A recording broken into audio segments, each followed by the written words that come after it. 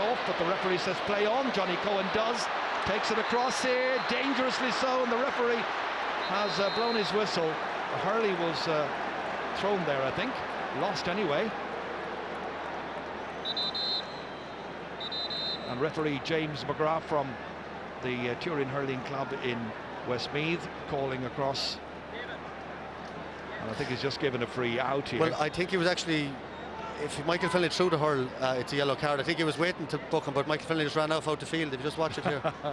Yeah, there's the hurley being thrown. That should have been a yellow card. Yellow card. And I think he was going to give a yellow card, but Michael Finlay just kept going out the field, and he blew the whistle to call him back in, and he didn't come. Now he's going after him, you're right. James Skehill has taken the free, but he'll have to take it again because the referee wants to complete the paperwork here. And he's got Michael Finlay, the 27-year-old from Ballyhale Shamrocks, way below his best in the drawn match. Remember, he's hurler of the year from 2011. He's got a yellow card here now, like his 21st championship match today. So James McGrath has now issued a first yellow card to a Kilkenny player, and I think he's given 3 yellow cards in all. Or is it 2? It's 2 yellow cards to Galway players, James Skehill and Niall Donoghue. From that free, back there is Paul Murphy, gathering at second attempt, clearing it away once again. No nonsense, no fuss. Such a good cornerback. Up to Walter Welch, who gives this team some direction. This time taken by Johnny Cohen. Played back again by David Collins. Down into the corner, nobody waiting for it down there. So there's a chance for the fullback, JJ Delaney, to go, collect, deliver, and hammer it upfield. Cooney beaten. That was brilliantly taken in the air there by Richie Hogan in midfield. Was drifted out.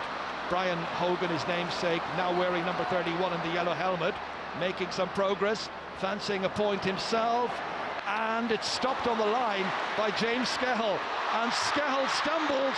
Walter Welch coming in, and the goalkeeper in difficulty, helped out by David Collins. And the goalkeeper and the full forward tangled for a moment. Thankfully it has ceased and play continues. Well, that could have been a very embarrassing moment there for James Skehill. Meanwhile, in the middle of the field, it's Irlatanian hitting it, but hitting it to the left and putting it wide. In spite of those 2 goals, in the space of 60 seconds, it's been a poor first half for Galway. Yeah, if you watch James Skehill, he just brought the ball down, he had lots of time. It's nothing to do with the shoulder, just feet went from under him, and very, very lucky, but he did manage to. Kevin Hines came in and saved his blushes, but again, Irlatanian with a nice, an easy enough chance to tap it over the bar. We saw Niall Burke earlier, and Galway really haven't settled down at all. Could have been a free in there, because I mean he did pull down the forward after he stumbled with that ball. Play continues anyway, and it's out here as far as Owen Larkin once again. Back now as far as the goal scorer for Kilkenny, Richie Power, and that one doesn't carry sufficiently for him and goes left. Yeah, John, I'm not sure how comfortable James Skehill looks after that. To me, view dislocators, look at his arm, the way he's holding it there, his left shoulder, and view dislocate his shoulder. So Johnny Glynn, number 19, is coming on in place of James Regan, who didn't really make any impact whatsoever in the 33 minutes that he was on. Johnny Glynn is intent on making an impact. That's interesting that Galway forced to make 2 changes before we reach half-time, and that's a statement of the way things have been going for them. All or nothing at this stage for Galway. They're only 5 points back, however, and that gives them a right good chance, even though they're playing poorly.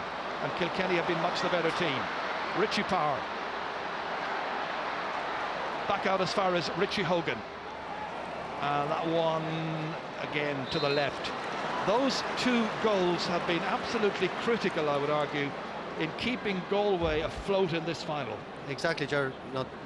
They're 5 points down, and you see there Kilkenny have had a couple of wides there now in the last few minutes. They're really dominating the game, apart from a couple of minutes when Galway got those 2 goals, and yet Galway are only 5 points down. So it's not all over, but they really have to start getting a foothold around particularly under half forward, and there's a lot of movement from the forwards, but they're just not winning possession. Well, this time Johnny Glynn has got in there. He's a big, strong 19-year-old wearing number 19 as well.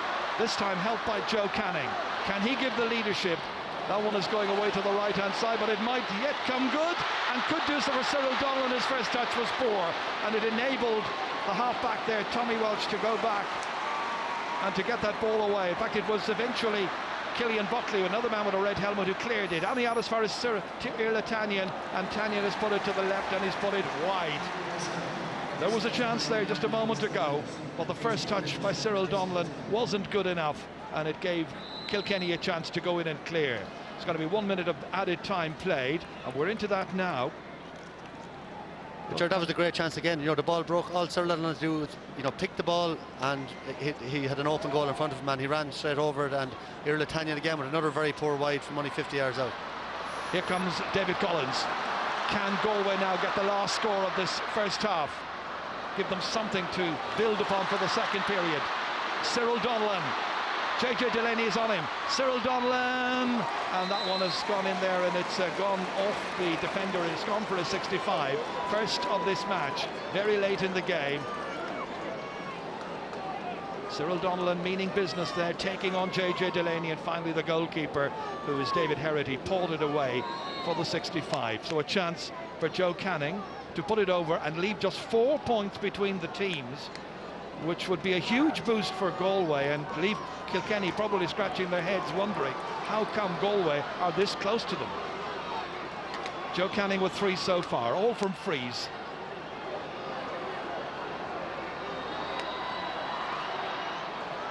And this one is straight over.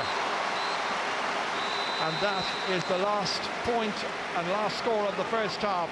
Joe Canning with 4 then, but the all-important goals came for David Burke, 16 minutes and 17 minutes. That is the platform upon which Galway can build something, but Kilkenny were much the better team during the first half. Kilkenny got 12 scores in all. James Scahill is leaving the field, I can tell you, looking a little bit the worse for wear with his shoulder, but Kilkenny, with that goal by Richie Power after 90 minutes, that was a big boost for them. They've been the better side during the opening 35 minutes of action, but who's going to win the Liam McCarthy Cup for 2012? A lot to talk about. Our panel will have much to say, and the second half coming your way. At half-time, it's Kilkenny 1-11, Galway 2 goals and 4. We'll be back in a moment.